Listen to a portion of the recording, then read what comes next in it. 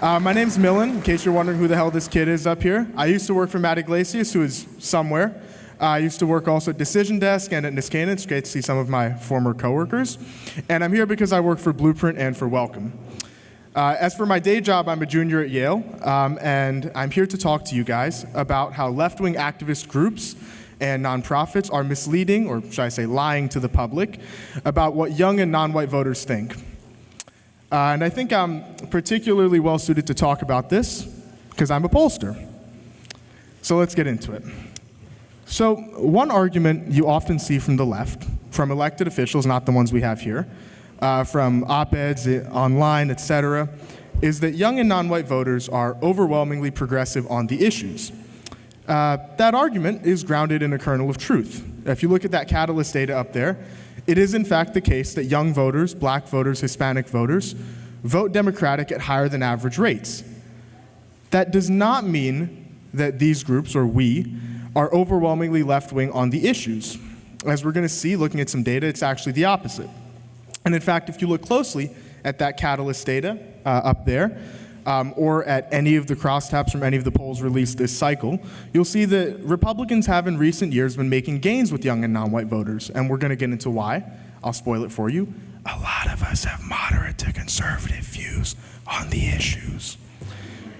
But today I want to focus on three main left-wing claims. We're going to go through them one by one and debunk them using a bit of data.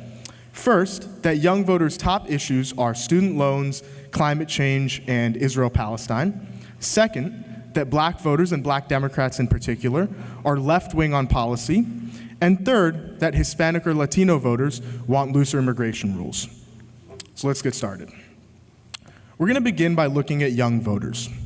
Now, when you think about young voters, the image you often get is a college student on campus protesting for Gaza, for a Green New Deal, for student loan relief, etc. In other words, you get the image of someone who's fairly left-wing across the board on issues and on policy. You see this narrative being pushed by people in government. For example, Ali Zaidi, one of Biden's climate aides, recently said that the LNG export pause will help Democrats at the ballot box with young voters because they prioritize climate. When you look at the data, it's not true. So at Blueprint, we did some polling, and we looked at voters aged 18 to 30 only, and what we found is that most of them do not call themselves liberal. So if you look at that chart up there, you'll see that we asked them to place themselves on an ideological spectrum. When we did so, 31% said they identified as moderate, 36% said they identified as somewhat or very liberal, and 33% said they identified as somewhat or very conservative. It's a pretty even split, and I want to highlight two things. One is you can see across almost every demographic group, the median young voter self-identifies as a moderate. I'll repeat that. The median young voter calls themselves a moderate. That's important. You're going to see why. Second thing, if you look at college-educated young people, the most liberal group, even there, only half say they are somewhat or very liberal, and very liberal is in the minority. So now, you might be asking whether we can trust this ideological self-ID measure, right? You might think maybe people are picking the word moderate because it sounds reasonable and measured, or maybe there's some sort of stigma around the word liberal, right? When you look at the data, though, that's not the case. It actually tracks exactly as you'd expect it to. Self-identified liberals are more liberal on issues than self-identified moderates, who are more liberal than self-identified conservatives. So here's a chart from David Shore.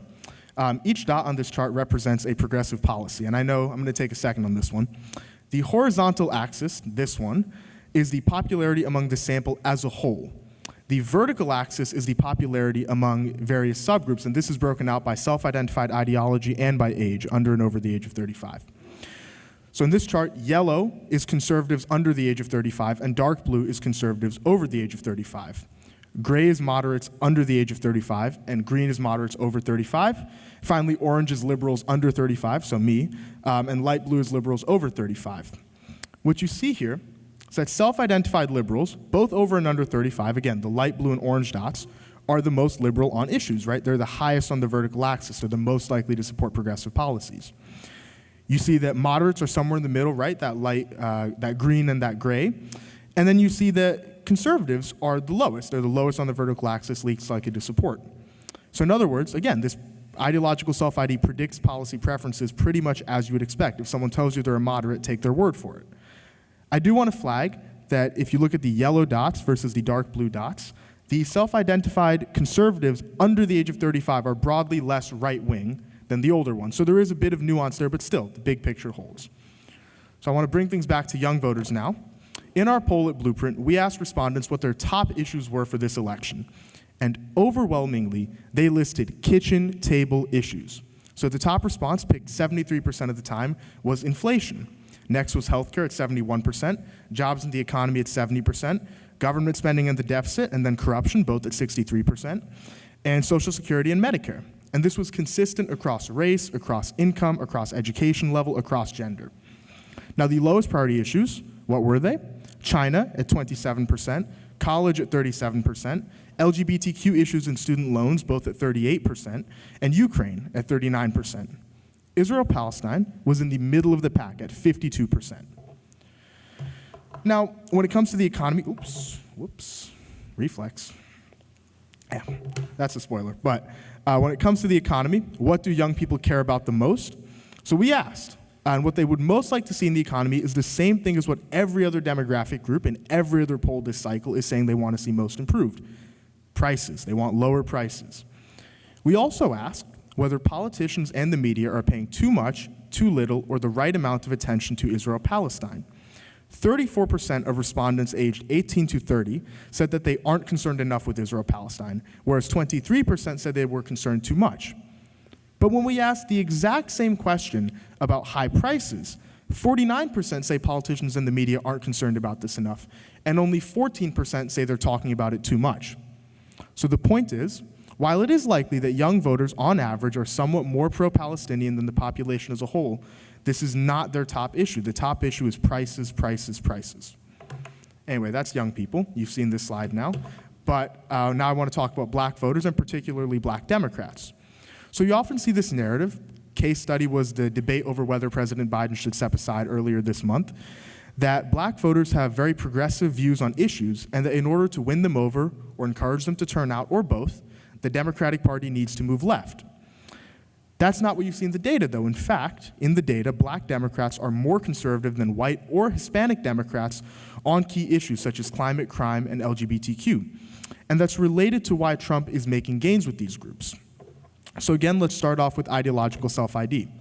When we look at ANES data from 2020, which is up on the screen, only a quarter, one in four, of black voters identify as liberal.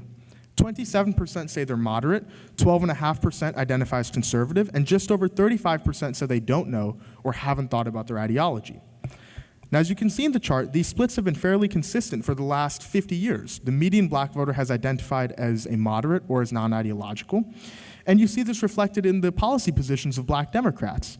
You know, remember, the large majority of black Democrats, at least currently, of black voters, at least currently, are Democrats. So mechanically, the views of black Democrats track pretty closely the views of the black population overall on politics. So let's look at two hot-button issues, climate and whether the federal government should spend more, less, or the same amount on preventing crime, broken out by race and for Democrats only. So when we look at this data, what we see is that black Democrats are the least likely, I repeat, the least likely, to say that climate change is a very or extremely important issue. They're also the most likely to say that the federal government should spend more, not less, not the same amount, more on crime. Now compare that to white Democrats. White Democrats are by far the most likely to say that climate change is an extremely important issue. You can see it too. White Democrats are also the most likely to say that the federal government should maintain or even decrease spending on crime. You can also look at gender, right? Overall, 61% of Democrats say that a person's gender can be different than the sex assigned at birth. That includes 72% of white Democrats. But when you look at black Democrats, 2/3 say that one's gender is fixed by the sex assigned at birth. It's a pretty big difference right there. So that's that. Now, Latino voters. As I'm sure you all know, Republicans have in recent cycles been making gains with Hispanic voters. In 2020, most notably, you saw coverage of this in the Rio Grande in Texas and in Miami-Dade County in Florida. And if you look at the polling this cycle, and if you put stock in it, it looks like Donald Trump is on track to make further gains with this demographic. And you see this narrative from the left that Latinos must be being tricked into voting for Republicans by misinformation on WhatsApp, or by, somehow they're getting duped in some other way. Because how else could they vote for a guy who's so anti-immigrant, who wants to build a wall, who says Mexicans are criminals and rapists?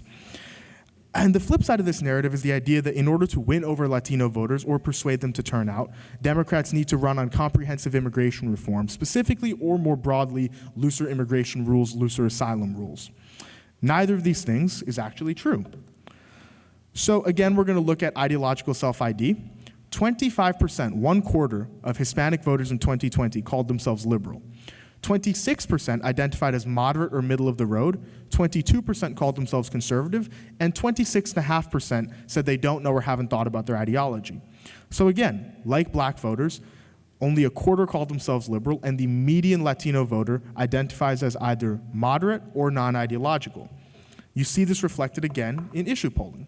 So at Blueprint last month, we did a poll of President Biden's recent executive order tightening regulations on asylum and closing down the border.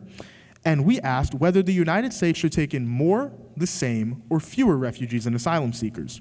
When we asked that question, Latino voters were actually the most likely to say that the United States should take in fewer asylum seekers and refugees. So among the population overall, 49% wanted to take in fewer asylum seekers and refugees. But among Latino voters, 62% wanted to take in fewer. Just 38% wanted to keep the level constant. And so few in our sample wanted to take in more asylum seekers and refugees that it actually rounded to 0%. Now, there is some nuance here. We also asked about whether the rules on granting asylum and refugee status should, in general, be stricter, looser, or the same. So the rules rather than the level of people we take in. And when we asked that question, 57% of Latinos wanted to keep the current rules, whereas 42% wanted stricter rules, and the remaining 1% wanted looser rules. Now compare that to the overall electorate, only 34% wanted to keep the rules the same, 54% wanted stricter rules, and 13% wanted looser rules. Which is to say that Latino voters are not a monolith in either direction. They're not monolithically anti-immigration or pro-immigration. But the narrative that they're all immigration doves is just not true. All right, so now we've gone through all the progressive myths that I wanted to debunk. I'm going to summarize what we've talked about and some key takeaways, and then I'll offer a few concluding thoughts of my own. So what have we learned? First, young voters' top concerns are not student loans, it's not climate, it's not Israel-Palestine, it's prices, prices, prices. Second, black voters are actually some of the most moderate voters in the Democratic coalition. And on key topics, climate, crime, LGBTQ issues, they're notably more conservative than white Democrats. And third, Latino voters aren't all immigration doves. In our polling, again, 3 in 5 favor taking in fewer refugees and asylum seekers. So if you're only going to remember 2 things from this presentation, I want it to be this. First, voting for Democrats does not mean that a person or a demographic group is uniformly progressive or left-wing on the issues. And second, as we've discussed and kind of shown, I hope, the base for left-wing politics in the United States is not young people and it's not non-white people. It's white college-educated Democrats. For sake of time, I'm not going to get into the data there, but it is included in the appendix at the end of this deck, which will be circulated to you all after this. So if you'd like to dig into that on your own time, feel free. You can also talk to me about it. I'm happy to run my mouth on record. But I now want to offer a few of my own closing thoughts. So among young and non-white people, there is a not inaccurate perception that the Democratic Party takes our votes for granted. Left-wing groups contribute to this perception by claiming that people like us are all a monolith, that we're all left-wing on all the issues all the time. As I hope we've shown, the data says that that narrative is false. And so does, actually talking to normal people in real life, not online. One way you see this manifest, this narrative, is the way that Republican outreach efforts towards minorities are treated. So I remember in 2020, the RNC featured a bunch of non-white speakers, and they even had a naturalization ceremony during the event. And I remember seeing commentary from liberal pundits saying how, actually this is about creating a permission structure for white suburbanites to vote for Trump without feeling racist. And I remember thinking, that's pretty silly, right? Republicans clearly want to win over non-white voters, and they're making a direct appeal to us. And in fact, it worked if you look at the election results. But people were so dug in on this narrative that they could not see what was right in front of them. Or look at the way that non-white conservatives like Tim Scott or Vivek Ramaswamy or Usha Vance are treated, right? Sometimes you get the feeling from progressives that they're, almost like race traders for daring to have conservative views or daring to vote Republican. And what I want to close on is that I think this type of thinking is unhelpful. I think it's alienating. I think it pushes away people who are open to voting for Democrats, who are open to being persuaded. And to be honest, I think it's a little bit offensive. It's kind of insulting when someone assumes that you must hold a certain viewpoint or have allegiance to a certain political party on account of your age or because of the color of your skin. So what I want to say is, young and non-white voters, we're just like everyone else. We're normal voters. There's no secret sauce to winning us over. You just have to listen to us and meet us where we are, which is the middle. Thank you.